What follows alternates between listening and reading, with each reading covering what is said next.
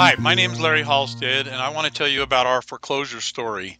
First, I want to tell you just a little bit about my family because it's a very unique family. My children are all children that were born addicted to drugs and have been adopted by us, a total of 8 between my wife and I, although it's 5 of them that are currently under our care right now, ages 7 through 12.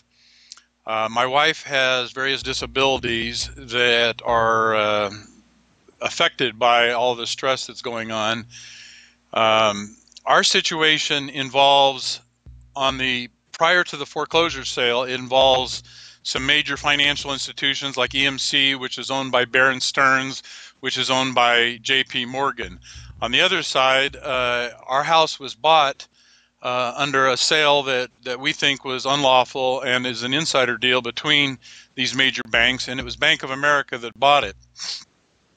Bank of America is using these TARP funds to buy foreclosed properties. They're also using these funds to monopolize the legal services out there so the defendants cannot get represented while they're using 4 separate specialized law firms on my case alone.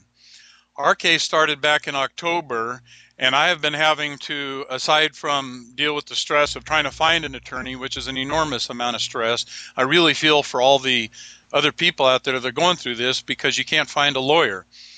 So I'm having to represent it, and I'm not a good lawyer. I'm not a lawyer at all, but I'm having to represent it, and we just got through going through a motion for summary judgment, which is when they're trying to not even go to trial. They think that they just want to rush and take the house away from you.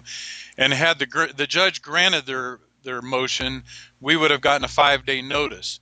The judge was he's a very good judge, and we feel that I got up there and made all kinds of passionate appeals to represent my family, and he denied them their motion because they never gave us any kind of proper noticing when they went ahead and moved a foreclosure sale against us. In fact, they told us that we could modify the loan if we would do certain things. So we were acting in good faith while they were secretly working to steal the house out from under us, and that's how we look at it. So this nightmare has been going on. Well, it's been going on for the whole 5 years that we've had the loan, but it's been going on since the foreclosure was on August 29. So the legal aspects of it, the case we've been fighting, have been going on ever since. It has been the worst kind of nightmare because this is going on over the holidays during an economic downturn that cost me my prime consulting contract. So it's limited our family's income anyway, and it'd be hard enough to pay for an attorney if you could find one. So this is, you have to be going through this to understand the kind of pure emotional hell this puts a family through.